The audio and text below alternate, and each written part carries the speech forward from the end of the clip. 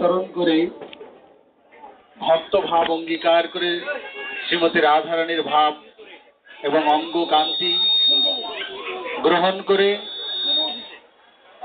ভগবান শ্রীকৃষ্ণচন্দ্রকে কিভাবে ভালোবাসতে হয়, কিভাবে তার আরাধনা করতে হয়, তো স্বয়ং ভগবান তিনি ভক্তরূপ ধারণ করে এই জগতে আবির্ভূত হয়েছেন।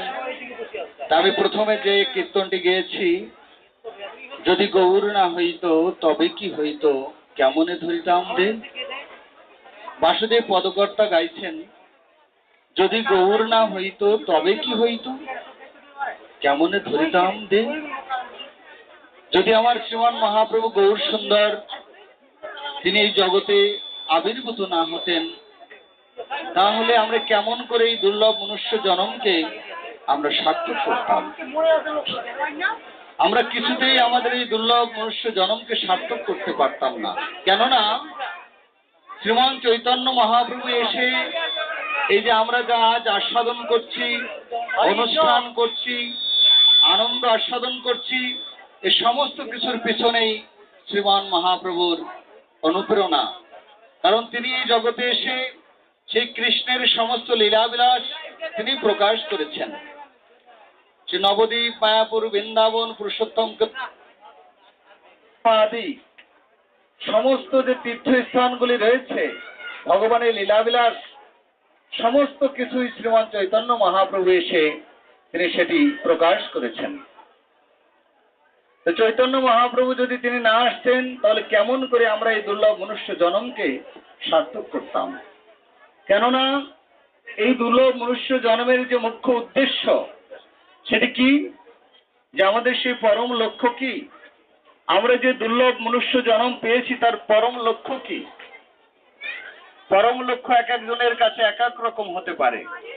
কেউ মনে করতে পারে আমি মানুষের মতো মানুষ হতে চাই, কেউ মনে করতে পারে যেন আমি বিশাল বড় ধনী হতে চাই, কেউ মনে করতে পারে যেন আমি বিশাল বড় একটা প্রতিষ্ঠানে বা বিশাল একটা এস্টাবলিশড বা প্রতিষ্ঠা চাই, বা আমি রাজা হতে চাই, মন্ত্রী হতে চাই, বা বিভিন্ন রকম ডাক্তার হতে চাই, ইঞ্জিনিয়ার হতে চাই, অনেক কিছু হতে চায়, এরকম তার জীবনের লক্ষ্য খুঁজে বের করে। কিন্তু প্রকৃত অর্থে আমাদের জীবনের যে মুখ্য লক্ষ্য কি, তো সেটি ভাগবত শাস্ত্র প্রতিপন্ন করেছেন, যে আমাদের এই দুর্লভ মনুষ্য জন্মের প্রকৃত উদ্দেশ্য কি। তা কি বলছেন, যে আমাদের জীবনের প্রকৃত উদ্দেশ্য হচ্ছে পরমেশ্বর ভগবান শ্রীকৃষ্ণকে ভালোবাসা ও তাকে জানা। আরো কি বলছেন, যে আত্মতত্ত্ব জ্ঞান লাভ করা এবং ভগবানের সঙ্গে হারিয়ে যাওয়া সম্পর্কের পুনঃপ্রতিষ্ঠা করা। তাহলে আমরা কি বুঝলাম, যে প্রথমত আমাদের এই দুর্লভ মনুষ্য জন্মের উদ্দেশ্য হচ্ছে পরম পুরুষোত্তম ভগবান শ্রীকৃষ্ণকে ভালোবাসা। তখন আমার প্রশ্ন, যে আপনারা যারা এই নাট মন্দিরে অবস্থান করে আছেন, আপনাদের কাছে আমার বিনীত অনুরোধ, কে কে পরম পুরুষোত্তম ভগবান শ্রীকৃষ্ণকে ভালোবাসেন তারা একটু হাত জাগান। নিতাই গো সীতানাথ প্রেমানন্দে হরি হরি বল। এখন আপনারা সবাই ভগবানকে ভালোবাসেন, কিন্তু আমি দুর্ভাগা, এমনই দুর্মতি যে আমি পরমেশ্বর ভগবান শ্রীকৃষ্ণকে ভালোবাসতে পারলাম না। ভালোবাসা শব্দের অর্থ কি, এটি আমাদেরকে জানতে হবে। পরম পুরুষোত্তম ভগবান শ্রীকৃষ্ণকে ভালোবাসতে হলে আমাদের প্রথমত করণীয় কি, ভগবান যা বলেছেন সেটি যথাযথভাবে পালন করাটাই হচ্ছে তাকে ভালোবাসা। নাকি আমি একজনকে ভালোবাসি, সারা জীবন বলছি ভালোবাসি, কিন্তু তার কোনো কথাকে আমি পালন করি না, কোনো কথাকে আমি মূল্যায়ন করি না, তাহলে কি আদৌ তাকে ভালোবাসা হয়? কখনোই সম্ভব নয়। তাই পরম পুরুষোত্তম ভগবান শ্রীকৃষ্ণকে যদি আমরা ভালোবাসতে চাই, তাহলে শ্রীমদ্ ভগবত গীতার মধ্য দিয়ে তিনি যে শিক্ষা প্রদান করেছেন সেটি আমাদের জীবনে যথাযথভাবে প্রয়োগ করা দরকার। যেমন একটা উদাহরণস্বরূপ বলা যেতে পারে, যে একজন পিতা তার পুত্রকে বলছে, বাবা তুমি বাজার থেকে একটু বাজার করে নিয়ে এসো, তরি তরকারি শাকসবজি ক্রয় করে নিয়ে এসো। তখন সন্তানটি কি মূলত জন্মগতভাবে বাবাকে ভালোবাসে কিনা? হ্যাঁ, বাসে না? ভালোবাসে। এখন বলছে যে যাও তুমি একটু সদাই করে নিয়ে আসো, বাজার করে নিয়ে এসো। তখন সে কি বলছে যে না আমার এখন সময় নেই, আমার এখন ক্রিকেট খেলা হচ্ছে, ক্রিকেট খেলা বাংলাদেশ ভারত, আমার এখন খেলা ছুঁয়ে যাওয়ার কায়দা নেই। অথচ সেই পুত্র তার পিতাকে অনার্গল প্রণাম করছে, কিন্তু তার কথাকে পালন করছে না। এটি কি যথার্থ ভালোবাসা হলো? তো পরম পুরুষোত্তম ভগবানকে আমরা ঠিক এরকম ভালোবাসি, মৌখিক ভালোবাসা, বুঝতে পেরেছেন? কিন্তু কাজের ভালোবাসা কি? যে তিনি যা বলেছেন সেটি নিজের জীবনে প্রয়োগ করা। তাই বিজ্ঞানের ভাষায় বলছেন যে কাজ কাকে বলে? সাধারণত আমরা কি বলি? করা, খাওয়া, দাওয়া, যাওয়া ইত্যাদিকে কাজ বলে, কি ঠিক কিনা? কিন্তু বিজ্ঞানের ভাষায় বলছে যে না, কাজ কাকে বলে? যে কোনো বস্তুর উপর বল প্রয়োগ করিলে যদি ওই বস্তুর স্মরণ ঘটে তবেই তাকে কাজ বলে। যদি স্থানান্তর না হয়, যদি পরিবর্তন না হয় বল প্রয়োগের মধ্য দিয়ে, তাহলে বুঝতে হবে তার কোনো কাজ হয়নি। তদ্রূপ পরম পুরুষোত্তম ভগবান শ্রীকৃষ্ণ গীতার মধ্য দিয়ে আমাদেরকে সেই বল প্রয়োগ করছেন মন্ত্রের মধ্য দিয়ে, শ্লোকের মধ্য দিয়ে। কিভাবে? যেমন পরম পুরুষোত্তম ভগবান শ্রীকৃষ্ণ বললেন কি, যজ্ঞাশিষ্টাসীন সন্তমোত্তন্তে সর্বকিল বিষয় ভঞ্জতে তে তু অঘাম পাপা যে পচন্তি আত্মকারণা। ভগবান স্পষ্ট বললেন যে সমস্ত ভগবত ভক্ত আমাকে অন্নাদি নিবেদন করে গ্রহণ করে তারা সমস্ত পাপ থেকে মুক্ত হয়। আর যারা নিজের ইন্দ্রিয় তৃপ্তির জন্য অন্ন আদি পাক করে খায় তারা সদা সর্বদাই পাপ ভক্ষণ করে, তারা পাপী, তারা চোর। আমি যদি সত্যিকারের পরম পুরুষোত্তম ভগবান শ্রীকৃষ্ণকে ভালোবাসি, তাহলে তার এই গীতার যে প্রত্যেকটি শ্লোক সেটি আমাকে যথাযথভাবে উপলব্ধি করে নিজের জীবনে প্রয়োগ করতে হবে, তবেই হবে ভালোবাসা। আরো ভালোবাসার উদাহরণ আছে ভগবানকে। কেমন? আমরা সবাই ভগবানকে ভালোবাসি, কিন্তু বিনিময়ে কিছু প্রভু আমাকে দিবেন নাকি? হ্যাঁ, আমি তোমাকে ভালোবাসতে পারি, তোমার পূজা করতে পারি, তোমার আরাধনা করতে পারি, তবে আমার তোমার কাছে একটা চাওয়া আছে। কি? আমি যেন বড় পজিশনে যেতে পারি, আমি যেন সুন্দর একটা বিবাহ করতে পারি, আমার যেন একটা ছেলে হয়, আমার যেন একটা মেয়ে হয়, আমি যেন বিশাল বড় ধনী হতে পারি। কি ঠিক কিনা? ভগবানকে আরাধনা করছি আর তার পিছনে এক একটা বাটকারা ধরছি যে না এর মাপে আমাকে এটা দিতে হবে। এটাকে ভালোবাসা বলছে না শাস্ত্রে, এটাকে বলা হয়েছে ব্যবসা। এটাকে ভালোবাসা বলে নাই শাস্ত্রে। ভালোবাসা কাকে বলে সেটি ভাগবতে বর্ণনা করছেন যে ভগবানকে কিভাবে ভালোবাসতে হয়। ভালোবাসা বিভিন্ন ক্যাটাগরি আছে, বিভিন্ন ক্যাটাগরি আছে, কিন্তু উত্তম ভালোবাসা কোনটি সেটি ভাগবত বর্ণনা করছেন। কি? সবই পুংসাং পরধর্ম যত ভক্তির অদক্ষ যে অহৈতুকে অপ্রতিহতা জয়াত্মা সুপ্রসদতি। ভাগবত বলছেন যে সেই পরম পুরুষোত্তম ভগবান শ্রীকৃষ্ণ, তার প্রতি যার অহৈতুকে অপ্রতিহতা ভাবে ভালোবাসার জন্ম নেয়, বলছে সেই ধর্ম, সেই ভালোবাসাই হচ্ছে প্রকৃত ধর্ম এবং প্রকৃত ভালোবাসা। সে অহৈতুকে অপ্রতিহতা ভাবে। অহৈতুকি মানে কি? কোনো হেতু থাকবে না। ভগবানকে ভালোবাসার পিছনে কোনো হেতু থাকবে না যে আমাকে এটা দিতে হবে। আরে বাবা, আমরা ভগবানের কাছে চেয়ে তো ঠকে যাব। ভগবানের কাছে আপনি কি চান? ধন দৌলত, টাকা পয়সা করি, গাড়ি বাড়ি, যশ মান প্রতিষ্ঠা, এটা ভগবানের হাতের ময়লা, এগুলো কিছু নয়। বুঝতে পেরেছেন? তাই এগুলি যদি চাই তাহলে আমরা কি নিজেরাই নিজেকে কুড়াল মারব। ভগবানের কাছে আমরা মানে একেবারে হেয় প্রতিপন্ন হয়ে যাব যে এই মূর্খ সন্তানটি কি চাইতে হয় পিতার কাছে সেটিও জানে না, কি চাইতে হয় সেটিও জানে না। হ্যাঁ, তা ভগবান বলছেন যে আমাকে যে যথাযথভাবে ভালোবাসে তা ভগবান তাকে কি প্রদান করেন? যেমন শ্রীমান চৈতন্য মহাপ্রভু বলছেন কি? বলছে তুমি অজ্ঞ আমি বিজ্ঞ, বিষয় কেন দিব, সচরণামৃত দিয়া বিষয় ভুঞ্জাব। বলছে যিনি মহাপ্রভুর ভক্ত প্রিয়জন, মহাপ্রভু তাকে তার এই অনিত্য জড়জগতের বিষয়বস্তু তাকে দান করেন না। তাই মহাপ্রভু তাকে কি করেন? পরিশোধিত করেন। কিভাবে? বলছে যে তুমি অজ্ঞ, তাই তুমি আমার কাছে কি চাইছো? হ্যাঁ, কাঁচ চেয়েছো, কাঁচ, যে কাঁচে তুমি খণ্ড বিখণ্ড হয়ে যাবে। এই জড়জগতের অনিত্য কিছু বিষয়বস্তু, হ্যাঁ, তাই তুমি আমার কাছে চাইছো। তুমি অজ্ঞ তো তাই, কিন্তু আমি বিজ্ঞ, তুমি আমার ভক্ত, তাই তোমাকে আমি কি দিব? সচরণামৃত দিয়া বিষয় ভুঞ্জাব। কারণ এই জড়জগতে বিষয় আশায় ধন দৌলত, টাকা পয়সা করি, গাড়ি বাড়ি নারী ইত্যাদি যা কিছুই থাকুক না কেন, এ সাময়িক, কিছুক্ষণের জন্য। কিন্তু প্রকৃত অর্থে ভগবানের কাছে আমাদের কি চাওয়া উচিত, কিভাবে তাকে ভালোবাসা উচিত, সেটি শ্রীমান চৈতন্য মহাপ্রভু শিক্ষা দিয়েছেন, যে কিভাবে ভগবানকে ভালোবাসতে হয়। কিভাবে ভালোবাসতে হয়? আশ্লিষ্ট বা পাদরতাং পৃষ্ঠমাম দর্শনম মর্মাহতাং করতু বা যথা তথা বা বিদুধাতু লম্পট মত প্রাণনাথস্তু স্বয়বনাপর। মহাপ্রভু বললেন কি?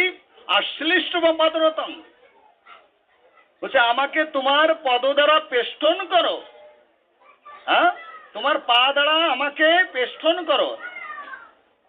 অদর্শনম মর্মাহতং, এবং অদর্শন দ্বারা মর্মাহত করো। এবং লম্পট পুরুষের ন্যায় যেমন আচরণই করো না কেন, তবু তুমি আমার প্রাণনাথ। তুমি আমার প্রাণনাথ, যে তুমি আমাকে রাখবি মারবে জয়িচ্ছা তোহারা। হে প্রভু, তুমি আমাকে রাখো, কাটো, মারো, যে অবস্থায় রাখো না কেন, তবু তুমি আমার একমাত্র আরাধ্য, একমাত্র পূজনীয়, একমাত্র প্রাণনাথ। এই শিক্ষা যে ধর্ম দিচ্ছে, সেই ধর্মই হচ্ছে জগতের শ্রেষ্ঠ ধর্ম। আর জগতে যত ধর্ম আছে কপট, ছল, চাতুরি, প্রতারণামূলক, মানে আমি কিছু চাই, হে প্রভু আমি তোমাকে আরাধনা করব, তোমার আর ই করব, আমি কিছু চাই।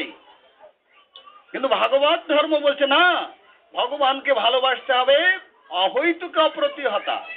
অহৈতুকে মানে কোনো হেতু থাকবে না। আর অপ্রতিহতা মানে যা কোনো কিছুর দ্বারা প্রতিহত হয় না, যে ভালোবাসা কোনো কিছুর দ্বারা প্রতিহত হয় না। হ্যাঁ, ঠিক তেমনি করে সেই পরম পুরুষোত্তম ভগবান শ্রীকৃষ্ণকে ভালোবাসার যে সূত্র, সেটি কে দেখিয়ে দিয়েছেন? হ্যাঁ, কে দেখিয়েছেন? শ্রীমান মহাপ্রভু। জয় শ্রীমান মহাপ্রভু কি। শ্রীমান মহাপ্রভু দেখুন, আমি আজ বেশি সময় নিব না, কারণ চৈতন্য মহাপ্রভুর মূল প্রয়োজন কথন, অর্থাৎ চৈতন্য মহাপ্রভু চৈতন্য চরিতামৃতে যে তিনি কেন এই জগতে এসেছেন এবং তিনি এই জীবের জন্য কি করেছেন এবং তিনি বা কি আস্বাদন করবার জন্য এসেছেন, সেটি চৈতন্য চরিতামৃতের আদি লীলাতে বর্ণনা করা হচ্ছে। জয় জয় জগন্নাথ বলদেব সুভদ্রা মহারানী নিতাই রাধা মাধব কি। এখানে আমি সংক্ষেপে মহাপ্রভুর আবির্ভাবের কিছু কাহিনী আমি তুলে ধরব। চৈতন্য মহাপ্রভু এই কলিযুগে আবির্ভূত হয়েছেন দুইটি কারণে। দুইটি কারণ, একটি কি? একটি বহিরঙ্গ আর একটি অন্তরঙ্গ কারণ। তো বহিরঙ্গ অন্তরঙ্গে কি করে? বহিরঙ্গ সঙ্গে মহাপ্রভু কি করেন? হ্যাঁ, শ্রীকৃষ্ণ চৈতন্য প্রভু জীবে দয়া করি সপার্ষদস্য ধাম সহ অবতরী। শ্রীকৃষ্ণ চৈতন্য প্রভু জীবে দয়া করি সপার্ষদস্য ধাম সহ অবতরী। বলছে আমার শ্রীমান মহাপ্রভু এই কলিযুগে আবির্ভূত হলেন কেন? যে তিনি সপার্ষদ সহ ধাম সহ তিনি এই জগতে আবির্ভূত হয়েছেন। কিসের জন্য? অত্যন্ত দুর্লভ প্রেম করিবারে দান শিখায় শরণাগতি ভকতের প্রাণ। বলছে অত্যন্ত দুর্লভ প্রেম, সেই যে অত্যন্ত দুর্লভ প্রেম, সেই যে কৃষ্ণ প্রেম, সেটি অত্যন্ত দুর্লভ। কেন দুর্লভ? এই কৃষ্ণ প্রেম দুর্লভ কেন? কারণ সেই সত্য যুগে, ত্রেতা যুগে, দাপর যুগে যারা হাজার হাজার বছর ধরে তপস্যা করত, যাগযজ্ঞ করত, অশ্বমেধ যজ্ঞ, গোমের যজ্ঞ, এবং দাপর যুগে বিশাল অর্চনের ব্যবস্থা ছিল ভগবানকে লাভ করার। কিন্তু তারা এত কৃচ্ছ কঠিন সাধন করেও ভগবানের সেই কৃষ্ণ প্রেম ফল লাভ করতে পারেন নাই। তাই চৈতন্য মহাপ্রভু সেই কৃষ্ণ প্রেম রসসুধা আস্বাদন করবার জন্য এবং করানোর জন্য তিনি এই জগতে আবির্ভূত হয়েছেন। সে অত্যন্ত দুর্লভ প্রেম। কিরকম প্রেম? সে গোলকের প্রেম। সে গোলকের, ভূলোকের প্রেম নয়। এই ভূলোকের যে প্রেম বা ভালোবাসা আমরা নিজেরা বলছি, এটি সত্যিকারের ভালোবাসা নয়। আমরা একে অপরকে ভালোবাসি, বলছি যে প্রেম নিবেদন করছে, কিন্তু আদৌ এটি যথার্থ প্রেম বা ভালোবাসা নয়। কারণ এই জড়জগতের প্রাকৃত যাহা কিছু, তাই এটি কখনো প্রেম হতে পারে না। এটি যদি তার মধ্যে বিন্দুমাত্র কামনা থাকে, তাহলে বুঝতে হবে তার কামনা বাসনা চরিতার্থ হচ্ছে। এই জন্য প্রকৃত অর্থে যদি ভালোবাসতে হয়, সেটি হচ্ছে পরম পুরুষোত্তম ভগবান শ্রীকৃষ্ণকে। ভগবানকে ভালোবাসতে হবে। তাই চৈতন্য মহাপ্রভু সেই গোলকের প্রেমধন কি? সেটি হরিনাম সংকীর্তন। হরিনাম কি? হরে কৃষ্ণ কৃষ্ণ কৃষ্ণ হরে হরে, হরে রাম রাম রাম হরে হরে। একমাত্র এই হরিনামের মধ্য দিয়ে সেই কৃষ্ণ প্রেমকে আস্বাদনের যে ধারা, সেটি চৈতন্য মহাপ্রভু এই জগতে নিয়ে এসেছেন। তাই কি বলছেন? অত্যন্ত দুর্লভ প্রেম করিবারে দান, শিখাই শরণাগতি ভকতেরও প্রাণ। আর কি শিক্ষা দিলেন? সরঙ্গ শরণাগতি। মহাপ্রভু 6টি শরণাগতি শিক্ষা দিলেন, যে এই 6টি শরণাগতি যার হবে, সেই একমাত্র পরম পুরুষোত্তম ভগবান শ্রীকৃষ্ণের সেই কৃষ্ণ প্রেম ফল লাভ করতে পারবে। বুঝতে পেরেছেন? আর কি? এটি গেল যে বহিরঙ্গ ভক্ত সঙ্গ করে নাম সংকীর্তন, অন্তরঙ্গে ভক্ত সঙ্গে করে প্রেম আস্বাদন। চৈতন্য মহাপ্রভু কি করেন? যে বহিরঙ্গ ভক্ত সঙ্গে করে হরিনাম সংকীর্তন। আবার আপনারা বলবেন সে কি? তাহলে আমরা যারা হরিনাম গুণ কীর্তন করছি, তাহলে আমরা সব বহিরঙ্গ। তাহলে অন্তরঙ্গ কারা? মহাপ্রভুর। মহাপ্রভুর অন্তরঙ্গ কয়জন ছিলেন জানেন? সমস্ত ভক্তরাই তার অন্তরঙ্গ ছিল, কিন্তু তার মধ্যে অতীব অন্তরঙ্গ ছিলেন 3.5 জন। 3 জন আর একজন অর্ধেক। 3.5 জন ছিলেন সবচেয়ে প্রিয়। জানেন তো সবাই কে কে? 3.5 জন মহাপ্রভুর প্রিয়জন কে কে ছিল? 1 নম্বর হচ্ছেন রায় রামানন্দ, 2 নম্বর স্বরূপ দামোদর, 3 নম্বর সিকি মায়েতি, আর সিকি মায়েতির ভগ্নী মাধবী দেবী, তিনি ছিলেন অর্ধেক। এই 3.5 জন মহাপ্রভুর অন্তরঙ্গ পার্ষদ ছিলেন, যে অন্তরঙ্গ ভক্ত সঙ্গে তিনি পুরীধামে কাশী মিশ্রের বাড়িতে, যেখানে গম্ভীরা বলা হয়, সেই গম্ভীরাতে তিনি কৃষ্ণ প্রেম ও রসসুধা আস্বাদন করতেন। কৃষ্ণ প্রেম ও রসসুধা আস্বাদন করতেন, অর্থাৎ কৃষ্ণ কথা আলাপনে। তাই কি বলছেন?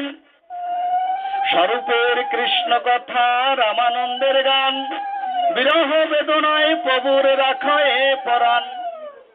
কি বলছেন? যে স্বরূপের কৃষ্ণ কথা না, বলছে রায়ের কৃষ্ণ কথা, স্বরূপের গান, বিরহ বেদনায় প্রভুর রাখায় পরাণ। তিনি অন্তরঙ্গ ভক্তের সঙ্গে কি করতেন?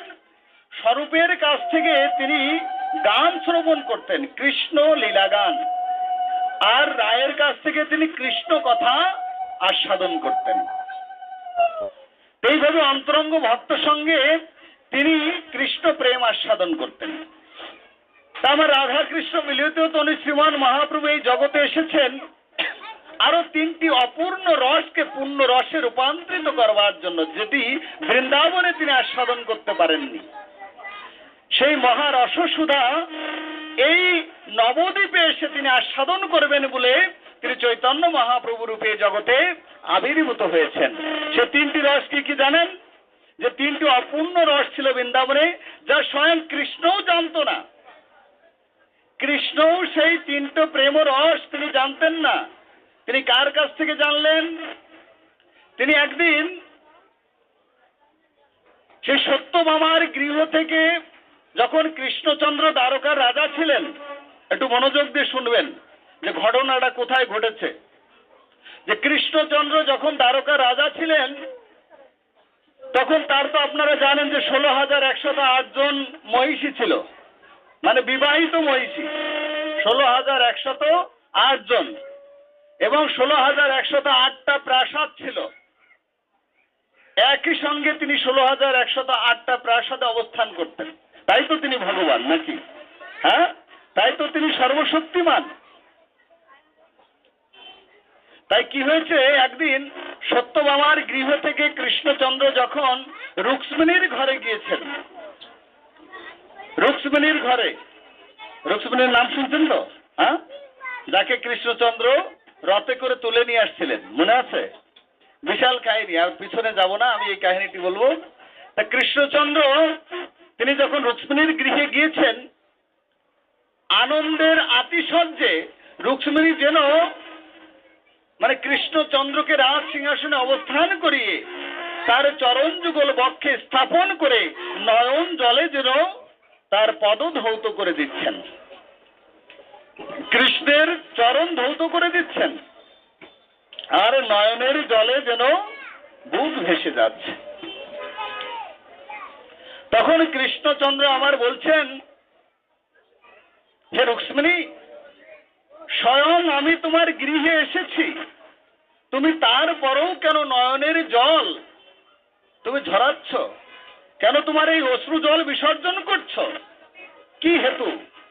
কেন তুমি কাঁদছ? এটি বলে কৃষ্ণচন্দ্র আবার বলছে, ও আমি বুঝতে পেরেছি, আমি বুঝতে পেরেছি, ওই তোমাকে কবে কোন দিন একটু আঘাত দিয়ে কথা বলেছিলাম, সেই আঘাতের কথা চিন্তা করে বোধ হয় আজকেও তুমি ক্রন্দন করছো। তখন রুক্মিণী বলছেন, হে প্রভু, তুমি যদি আমার এই ক্রন্দনের কথা জানতে, তাহলে তুমি এমন ভাবে বৃন্দাবনেশ্বরী ব্রজেশ্বরী শ্রীমতী রাধা রানীকে তুমি কাঁদাতে পারতে না, তুমি রাধা রানীকে কাঁদাতে পারতে না।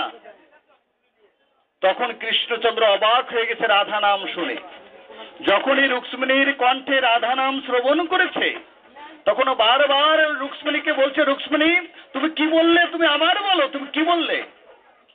তোমার মুখ থেকে আমি ওই নামটি আবার একবার শুনতে চাই, বলো তুমি কি বললে? তখন রুক্মিণী বলছেন, হে প্রভু, আমি কেন কাঁদছি তা যদি সত্যিকারের তুমি বুঝতে পারতে, তাহলে রাধা রানীকে তুমি এমন ভাবে কাঁদাতে পারতে না। কারণ যে তার সর্বস্ব সমস্ত কিছু পরিত্যাগ করে, জাত কুল মান সমস্ত কিছু পরিত্যাগ করে জীবনের সর্বস্ব দিয়ে তোমাকে ভালোবেসেছে, তুমি বৃন্দাবনে তাকে ফেলে কাঁদিয়ে চলে এসেছিলে। তুমি কি জানো যে ভক্তদের যে প্রেমের মহিমা, এটি কি তুমি জানো? কৃষ্ণচন্দ্র অবাক হয়েছে, তাই তো, ভক্ত আমাকে ভালোবেসে আমার সঙ্গে প্রণয় মহিমা করে সে কি আনন্দ সাধন করে, এই প্রণয় মহিমাটাই বা কি, এটি কৃষ্ণ জানতেন না। তারপর বলছে, আচ্ছা আমাকে যে চরণ সেবা করে, আমার আরাধনা করে তোমরা কি পাও? এই আমার চরণের মাধুরীমা কেমন, আমি তা আস্বাদন করতে চাই।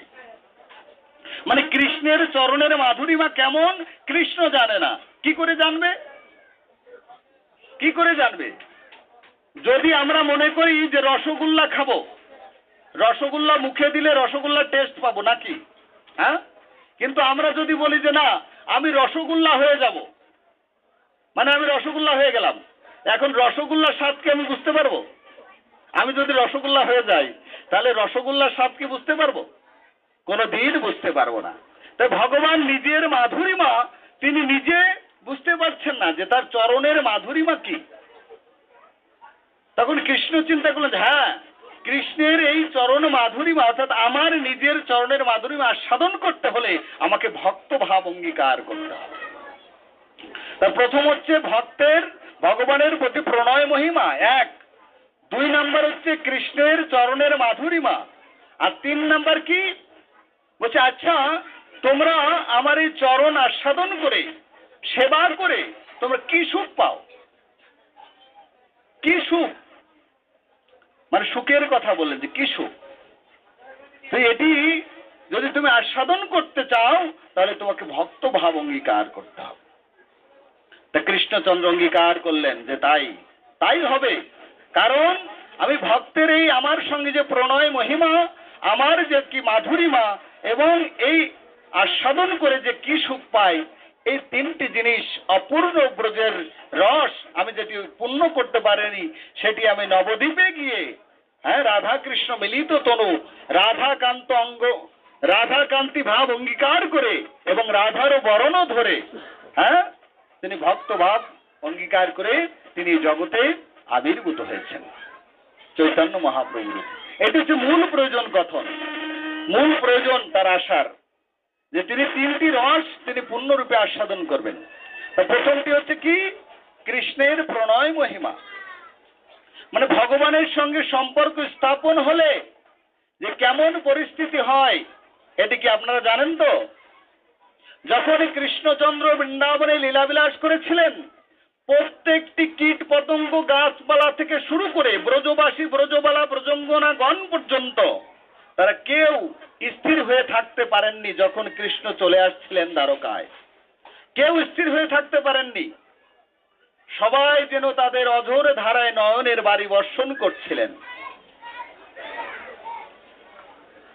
একবার পশু পাখি কীট পতঙ্গ গাছপালা থেকে শুরু করে,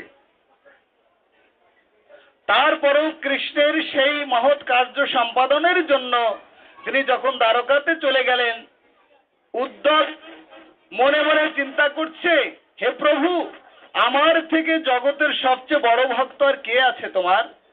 কারণ দ্বারকার মধ্যে আমিই তো তোমার শ্রেষ্ঠ ভক্ত, আমার থেকে বড় ভক্ত কে আছে? কৃষ্ণচন্দ্র চিন্তা করছেন, বা উদ্ধব, তুমি তোমাকে বিশাল বড় ভক্ত বলে অভিমান করছো, কিন্তু তুমি আমার ভক্ত সম্পর্কে কিছুই জানো না। আমার ভক্তরা আমাকে যে কতটা ভালোবাসে তা তুমি জানো না। তাই কৃষ্ণচন্দ্র কি করলেন? কৃষ্ণচন্দ্র চিন্তা করলেন যে ঠিক আছে, উদ্ধবকে আমি একটা সন্দেশ পাঠাবো বৃন্দাবনে। উদ্ধবকে একটি খবর নিয়ে যেতে বললেন বৃন্দাবনে, কি যে তুমি ব্রজবাসীদেরকে খবর দাও যে কৃষ্ণচন্দ্র দ্বারকা থেকে একদিন হলো বৃন্দাবনে আসবে, বৃন্দাবনে আসছে কৃষ্ণ, এই সংবাদটি তুমি পৌঁছে দাও। এই সংবাদটি নিয়ে কৃষ্ণচন্দ্র যখন উদ্ধবকে পাঠালেন, উদ্ধব বৃন্দাবনে মথুরায় এসেছেন। মথুরায় এসে সমস্ত ব্রজঙ্গনাগণ, ব্রজবাসী ব্রজবালা এবং গাছপালা পশু পাখি থেকে শুরু করে সবাইকে দর্শন করে উদ্ধব বিমর্ষ হয়ে গেছে। একই যে সবাই যেন অঝোর ধারায় নয়নের বাড়ি বর্ষণ করছে, মানে কাঁদতে কাঁদতে তার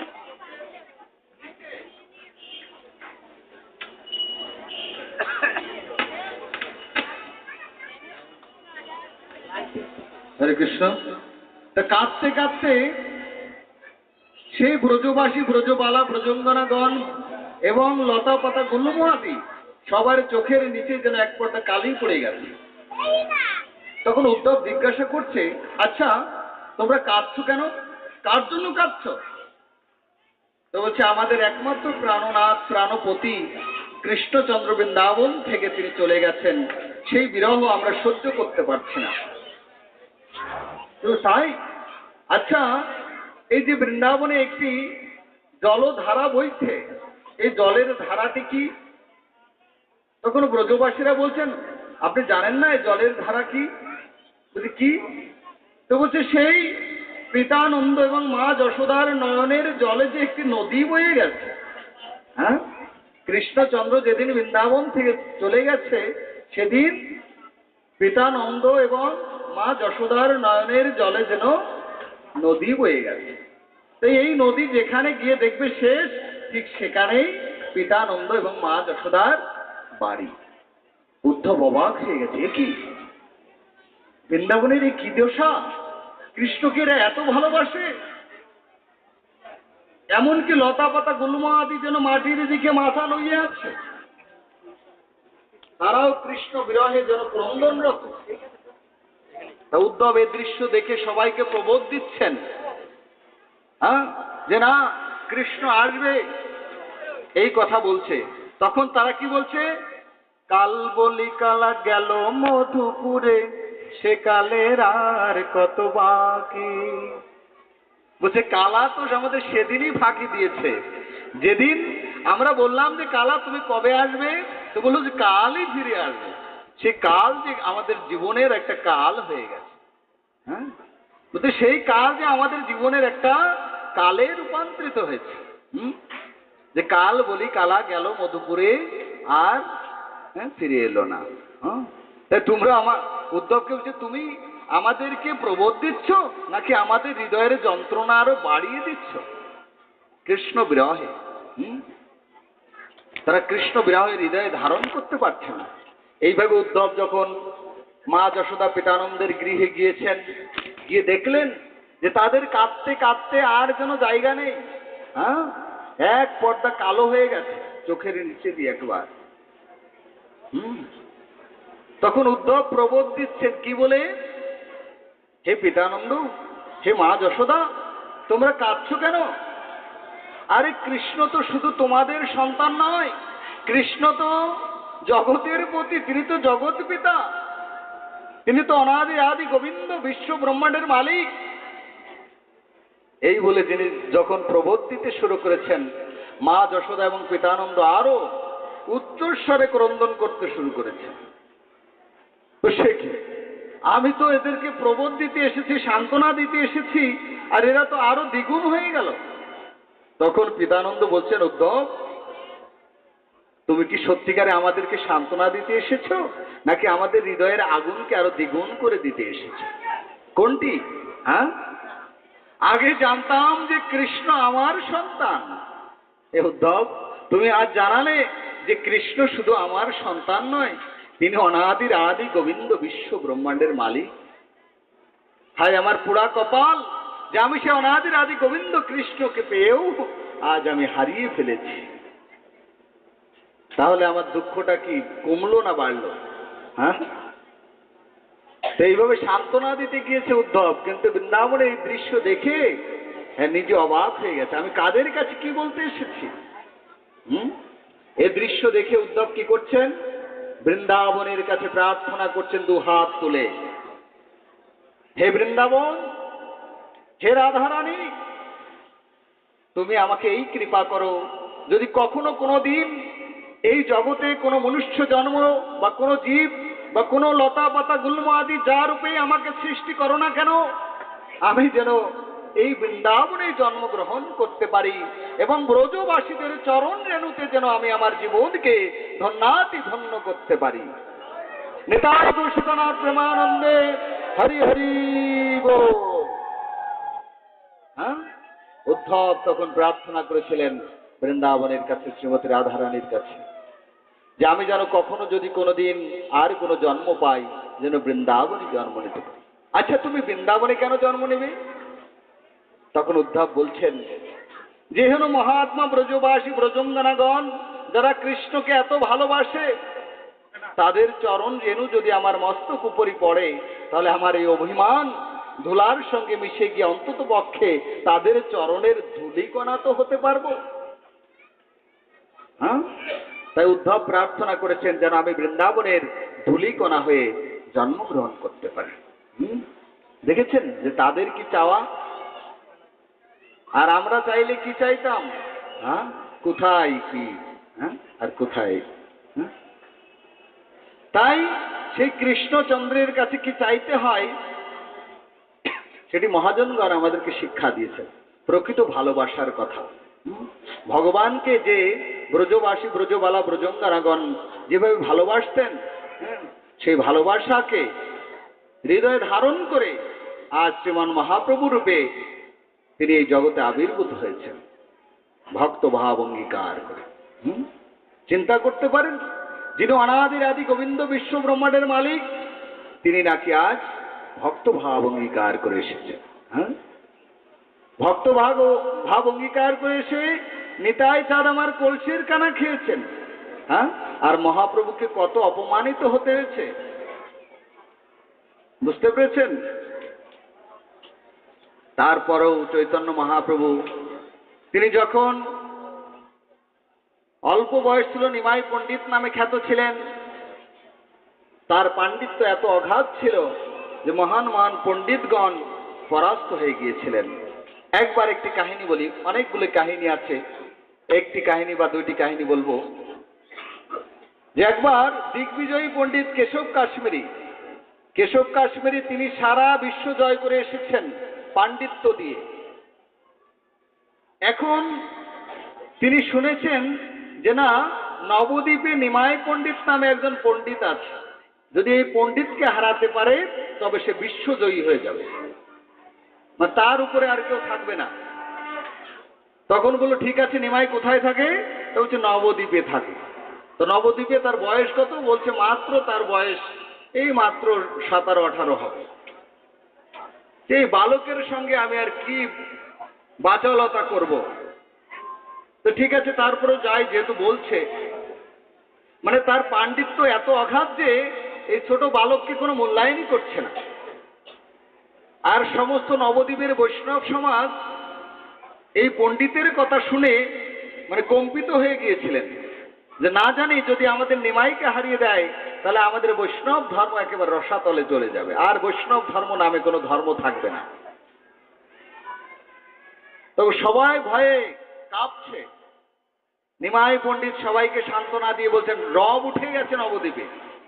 নিমাই পণ্ডিত শুনতে পেয়ে তাদেরকে সান্ত্বনা দিয়ে বলছেন সে দিগ্বিজয়ী কেশব কাশ্মীরকে আসতে দিন, সে আসুক, আমরা তাকে দর্শন করতে চাই। এমন মহান পণ্ডিতের দর্শন কে বা না চায়, আসতে দিন। তা মহাপ্রভু তাদেরকে সান্ত্বনা দিয়ে তিনি কি করছেন, একদা বৈকালীন সময়ে তিনি গঙ্গার পাড়ে বটবৃক্ষের মূলে কয়েকজন ছাত্রদেরকে নিয়ে বসেছেন, কিছু বেদান্ত শিক্ষা দিচ্ছেন, কেউ টোলের পাঠ শিখাচ্ছেন। পড়ন্ত বিকালবেলায় কি মনোরম পরিবেশ, মানে সূর্য ডুবো ডুবো ভাব, সে রক্তিম আভা, এবং চারিপাশে ফুল ফুটে আছে, গঙ্গার সুন্দর একটা মহিমা যেন বেরিয়ে আসছে। এই মতো অবস্থায় এই কেশব কাশ্মীরি দিগ্বিজয়ী পণ্ডিত তিনি ওই রাস্তা দিয়ে গঙ্গায় আসছিলেন। তিনি দূর থেকে দেখছেন যে বটবৃক্ষের মূলে যেন একটি চন্দ্রের উদয় হয়েছে। চন্দ্র, যেমন চন্দ্র কি করে, পুরো দুনিয়াকে, পুরো পৃথিবীকে আলোকিত করে ফেলে, নাকি একটি চন্দ্র পুরো পৃথিবীকে আলো করে ফেলে।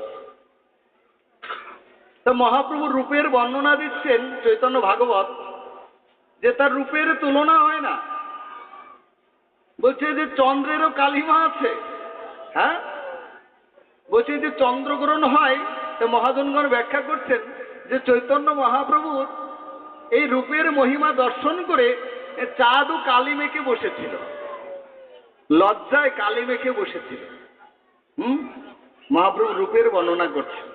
আর মহাপ্রভুর যে নখের সঙ্গে তুলনা করছে, ওই যে মুক্তা আছে না, মুক্ত, হ্যাঁ, মুক্ত তো খুবই উজ্জ্বল।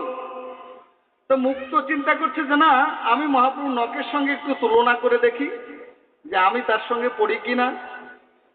তা হঠাৎ করে যখন মহাপ্রভুর নখের সাথে তুলনা করতে গেছেন, দেখেন যে তার নখের কাছে সে কিছুই না, তাই লজ্জাতে ঝিনুকের মধ্যে ঢুকে গেছে। রূপের বর্ণনা দিচ্ছে মহাপ্রভু, নখের থেকে, চুলের থেকে শুরু করে বদনের যে রূপের মহিমা, হ্যাঁ, তো চৈতন্য মহাপ্রভুর মধ্যে ছিলেন। এই রূপ ঝলমল করছে। দূর থেকে কেশব কাশ্মীরি এই রূপ দর্শন করে মুগ্ধ হয়ে গেছে। হরে কৃষ্ণ। তা কি হয়েছে, যে দূর থেকে এই রূপ দর্শন করে মোহিত হয়ে গেছে। তিনি চিন্তা করছে, আরে এই বালকটি কে, বটবৃক্ষের মূলে অবস্থান করে আছে? ও, মানে এই হবে সেই নিমাই, এত সুন্দর রূপের অধিকারী। তখন তিনি ধীরে ধীরে নিমাই পণ্ডিতের দিকে এগিয়ে চলেছেন। সেখানে ছাত্র যারা ছিল মহাপ্রভুকে বলছেন, প্রভু দেখেছেন, ওই যে কেশব কাশ্মীরি আসছে, ওই সেই দিগ্বিজয়ী পণ্ডিত, সে কয়েকটি দিক বিজয় করে এসেছে। এবার যদি নবদ্বীপ জয় করতে পারে তাহলে বিশ্ববিখ্যাত হয়ে যাবে। বলছে আসতে দাও, তোমরা সবাই বসো। নিমাই পণ্ডিত কি বলছেন, আসতে দাও। তখন ধীরে ধীরে যখন কাছে এসেছেন, সঙ্গে সঙ্গে মহাপ্রভু উঠে দাঁড়িয়েছেন। উঠিয়ে দাঁড়িয়ে পণ্ডিতকে সম্মান প্রদর্শন পূর্বক তাকে একটি বসার আসন করে দিলেন, যে আপনি মহান পণ্ডিত, আপনার পাণ্ডিত্যে সারা জগৎ কম্পিত, আপনার মতো মহান জন তো আর হয় না একটিও, তা আপনি দয়া করে আসন গ্রহণ করুন। এইভাবে তাকে সম্মানের সহিত আসন দিলেন, দিয়ে তিনি পাশের আরেকটি আসনে অবস্থান করলেন। করে মহাপ্রভু কি বললেন, আচ্ছা আপনি তো সমস্ত দিক জয় করেছেন, তো কৃপা করে আমাদের যদি এই পড়ন্ত বিকাল বেলায় আমরা এই গঙ্গার ধারে অবস্থান করছি, তা আপনি যদি কিছুটা গঙ্গার মহিমা বর্ণনা করতেন, তাহলে আমরা একটু শ্রবণ করে আমাদের এই তপ্ত হৃদয়কে শীতল করতাম। তখন কেশব কাশ্মীর দিগ্বিজয় পণ্ডিত, এটিও আমার কাছে কোনো ব্যাপার না, শাস্ত্র লাগবে না। তিনি এমন পণ্ডিত ছিলেন যে তিনি মুহূর্তের মধ্যে 100 শ্লোক তিনি তৈরি করে দিলেন। 100 শ্লোক, তিনি সংস্কৃত শ্লোক তিনি নিজে তৈরি করলেন বসে, কোনো গ্রন্থ প্রতিপাদিতে নাই। 100 শ্লোক গড় গড় করে বলে গেলেন। হ্যাঁ, কেশব কাশ্মীরি দিগ্বিজয় পণ্ডিত। হরে কৃষ্ণ। কেশব কাশ্মীরি দিগ্বিজয় পণ্ডিত যখন 100 শ্লোক এইভাবে উচ্চারণ করেছে, কে না ভয় পাবে বলুন? 100 শ্লোক যদি একবার মুখে একবার গল গল করে একেবারে অনর্গল বলে যায়, তাহলে ভয় পাওয়ার কথা না। কিন্তু মহাপ্রভু বিন্দু মাত্র তিনি কুণ্ঠিত নন, তিনি বিন্দু মাত্র ভয় পাচ্ছেন না। তিনি আর কি করলেন, 100 শ্লোক যখন কমপ্লিট হলো, তখন মহাপ্রভু তিনি বললেন যে আপনি কি আর বলবেন কিছু?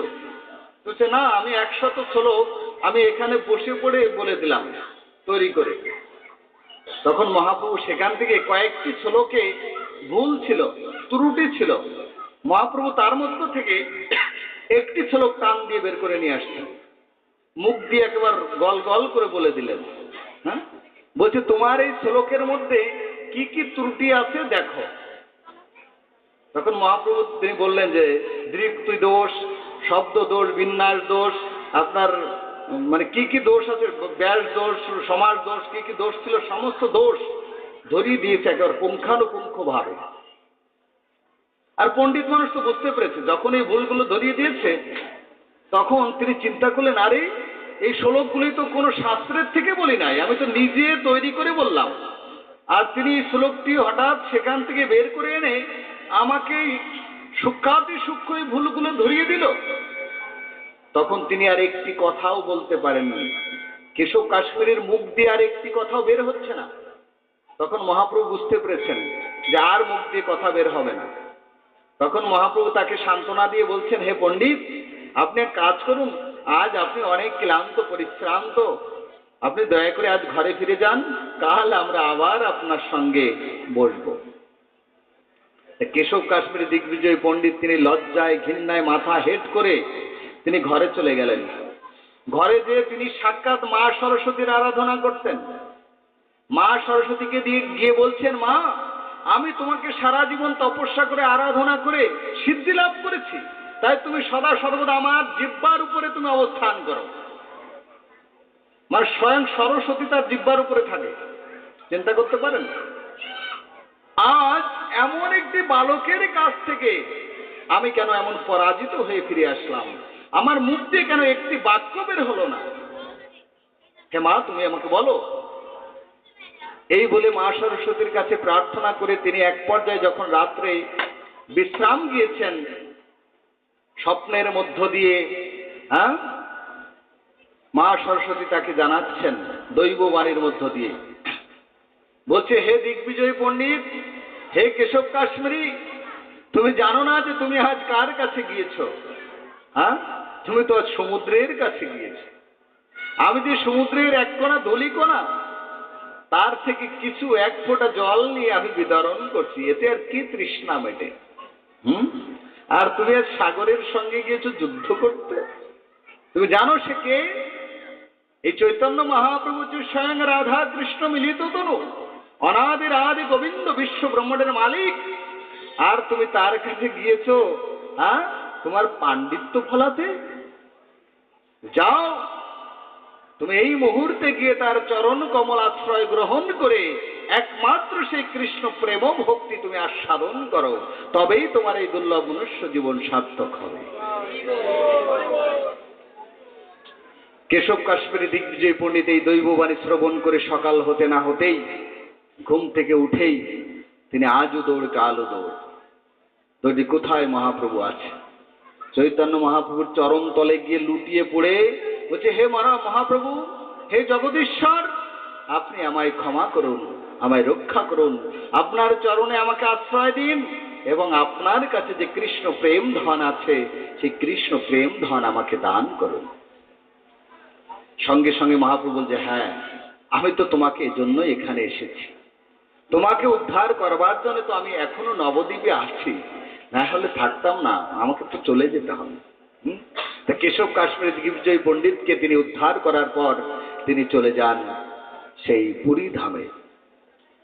মহাপ্রভু পুরীতে যখন যান তার আগের অনেক কাহিনী রয়েছে, কারণ এই কাহিনী বলতে গেলে চৈতন্য মহাপ্রভুর লীলার কথা, চৈতন্য ভাগবতের কথা, 2-4-5 ঘন্টায় কিছু হবে না। তো যাই হোক, আমরা দুটো একটা আস্বাদন করেই ছেড়ে দিব। তো চৈতন্য মহাপ্রভু যখন সন্ন্যাস লীলা অবলম্বন করবেন, আপনারা জানেন যে সচী মাতা তাকে বারবার নিষেধ করতেন যে না, তুমি আমার একমাত্র পুত্র, আমার যে জ্যেষ্ঠ পুত্র ছিল বিশ্বরূপ, সেও তো অদ্বৈতের প্ররোচনায়, সেও তো সংসার ছেড়ে চিরতরে বিদায় নিয়ে চলে গেছে, আর তুমি আমার একমাত্র সন্তান, তো তুমিও যদি এইভাবে চলে যাও তা আমি কাকে নিয়ে থাকবো? তখন নিমাই পণ্ডিত শ্রীমান চৈতন্য মহাপ্রভু কি বললেন, মা দেখো, এই জগতে যে আমার বৃহৎ কার্য সাধন করতে হবে, এই জগতের পতিত জন যারা বন্ধনীকৃত দশায় এই সাগরে হাবুডুবু খাচ্ছে, তাদের সবার কাছে যে আমাকে যেতে হবে মা, সবার কাছে যে সেই কৃষ্ণ নামের ধ্বনি পৌঁছে দিতে হবে। হ্যাঁ, যখন এইভাবে মহাপ্রভু সচীমাতাকে কাকতি মিনতি করে বুঝালেন, তখন সচীমাতা অনুমতি দিলেন বটে, তবে বললেন, বাবা তুই আমাকে ছেড়ে বেশি দূরে থাকিস না, তুই যদি বৃন্দাবনে চলে যাস তাহলে আমি আর তোর খবরও পাবো না, তোকেও আর দেখতে পারবো না, তাহলে তুই এক কাজ কর, তুই কাছাকাছি পুরী ধামে গিয়ে থাক। তো সচীমাতার এই কথাটি মহাপ্রভু রেখেছিলেন যে ঠিক আছে, আমি তো বৃন্দাবনেই চলে যেতাম, তো ঠিক আছে, মায়ের কথা মতো আমি পুরী ধামেই থেকে গেলাম।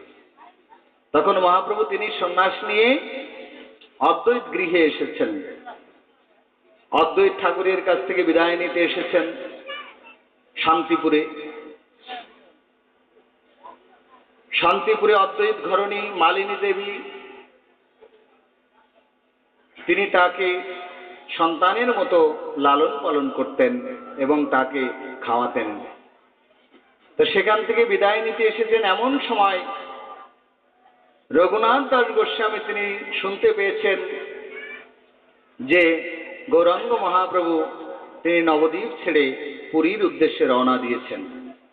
এ কথা শুনে চৈতন্য মহাপ্রভুর এই রূপে যখন তিনি নয়ন দিয়েছিলেন, তিনি যেন আর নয়ন ফিরাতে পারছেন না, তিনি যেন আর ঘরে ফিরে যেতে পারছেন না। তাই রঘুনাথ দাস গোস্বামী একসময় বলেই ফেললেন, হে প্রভু, তুমি যেহেতু চলে যাচ্ছ, তবে তোমার এই অধম সন্তানকে তোমার সাথে নিয়ে চলো। তখন রঘুনাথ দাস গোস্বামীকে মহাপ্রভু বলছেন, রঘুনাথ তুমি না হও বাতুল, ক্রমে ক্রমে পাইবে তুমি ভবসিন্ধুকুল। মর্কট বৈরাগ্য করণ লোক দেখায়া যথাযোগ্য বিষয় ভুঞ্জ অনাসক্ত হইয়া। বলছে তুমি যাও, গৃহে ফিরে যাও, তুমি কেন মর্কট বৈরাগ্য দেখাচ্ছ? মহাপ্রভু রঘুনাথ দাস গোস্বামীকে মর্কট বৈরাগ্য কেন বললেন? মর্কট বৈরাগ্য মানে কি বানরের মতো বৈরাগ্য। বানরের মতো বৈরাগ্য বলতে কি বুঝিয়েছেন? বলছে বানর একেবারে বৈরাগ্যের পরিসীমায়, একেবারে উচ্চ সীমায় আছে না, জামা কাপড় পরে না, ঘর নেই, বাড়ি নেই, হ্যাঁ, একবার বিশাল বৈরাগী। হ্যাঁ, কিন্তু বিশাল হৃদয়ে কামনা বাসনা পরিপূর্ণ। বৈরাগ্যের বেশ থাকলে কি হবে? কামনা বাসনা হৃদয়ে পরিপূর্ণ। তো এই মর্কট বৈরাগ্য বলে গালি দিয়েছেন রঘুনাথ দাস গোস্বামীকে, যিনি ষড়গোস্বামীর অন্যতম। তখন রঘুনাথ দাস গোস্বামী বুঝতে পারছেন না যে কেন কেন মহাপ্রভু আমাকে এমন ভাবে বলছেন, কেন আমাকে নেবেন না। এইভাবে রঘুনাথ দাস গোস্বামী তিনি যখন ঘরে ফিরে গিয়েছিলেন, কিছুতেই তিনি ঘরে থাকতে পারছেন না। বারবার পালাতে চেষ্টা করেছেন, কিন্তু বারবারই তার পিতা তাকে ধরে নিয়ে এসেছেন। একদা আপনারা জানেন যে পানিহাটি চিরাদুতি মহোৎসবের কাহিনী, যে রঘুনাথ দাস গোস্বামী তিনি সেখানে তার পিতার অনুমতি ক্রমে নিতাই চাঁদ অর্থাৎ নিত্যানন্দ প্রভুর চরণ দর্শনে গিয়েছিলেন। তখন নিত্যানন্দ প্রভু তাকে দণ্ড দান করেছিলেন চিরাদুতি মহোৎসব। নাম শুনছেন না?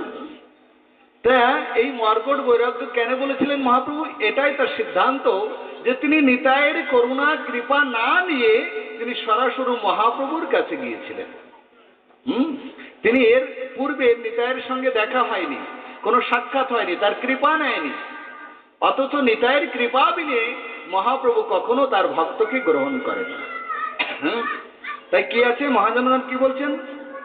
বলি নিতাই ভজ নিতাই ভজ, আরে নিতাই ভজলে গৌর পাবে, নিতাই ভজ নিতাই ভজ।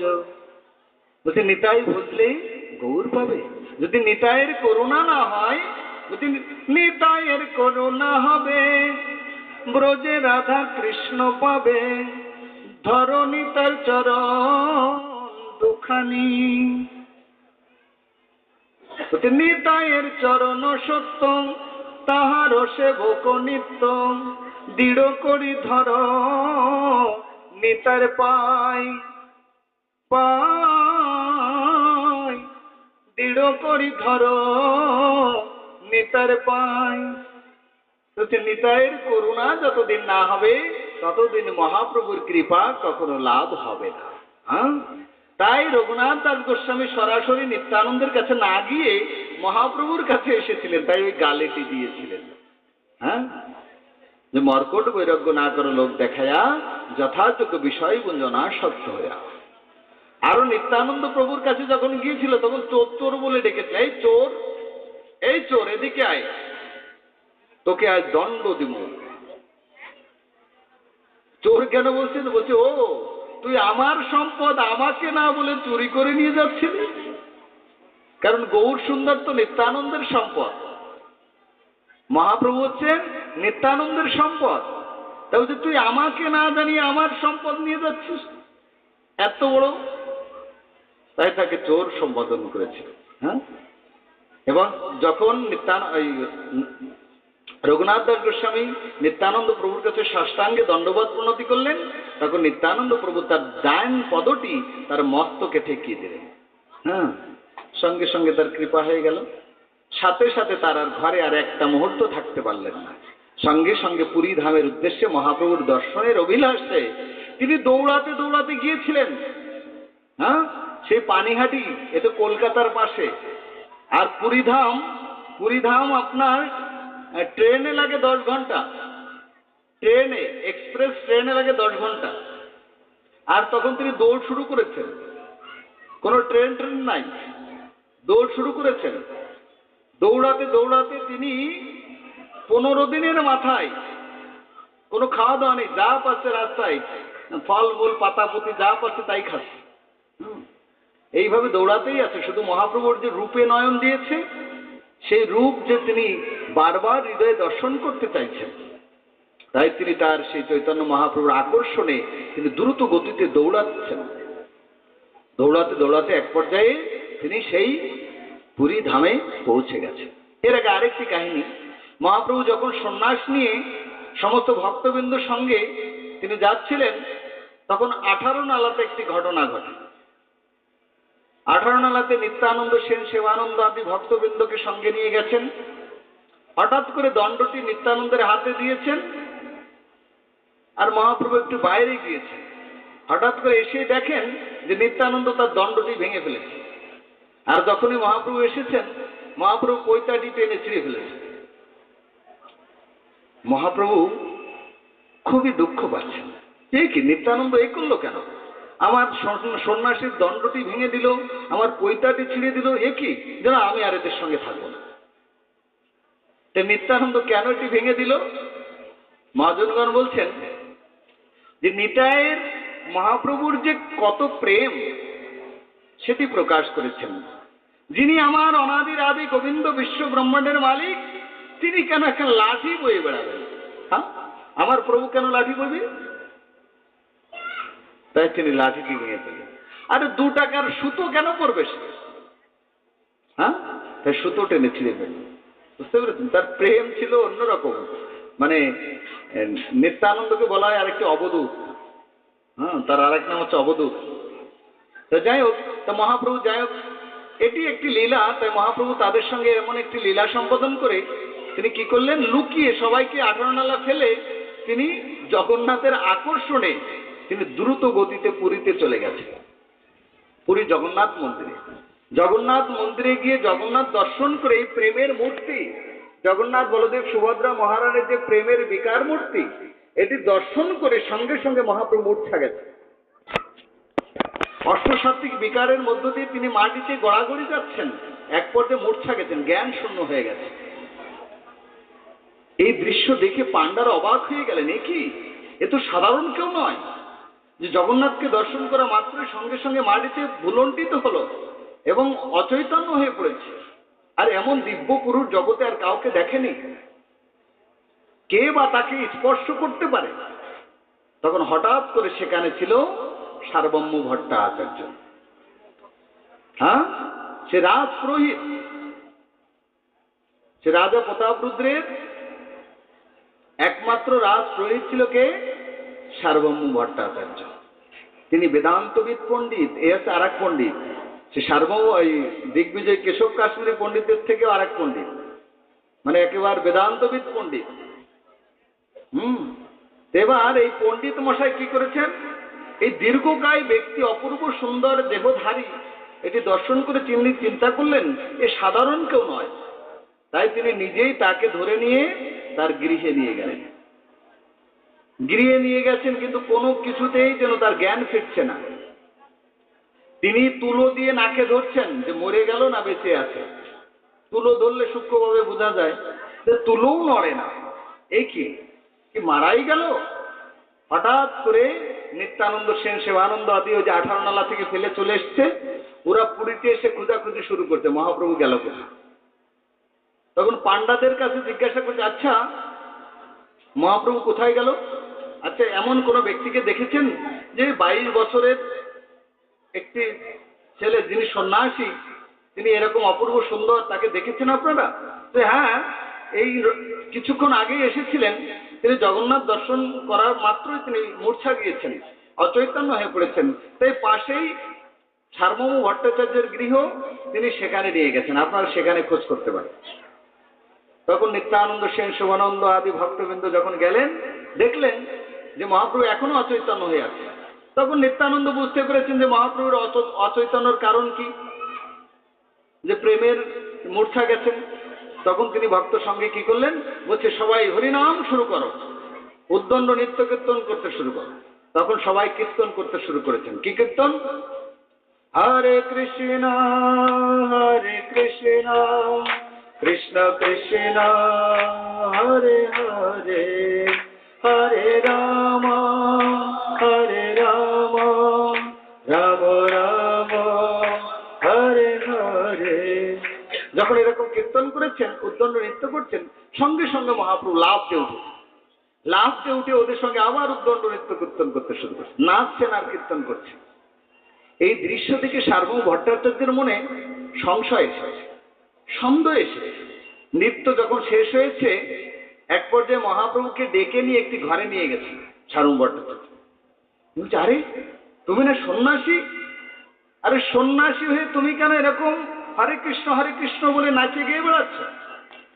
হ্যাঁ, ভাবুকের মতো কেন ভাব দেখাচ্ছ? আরে সন্ন্যাসীর কাজ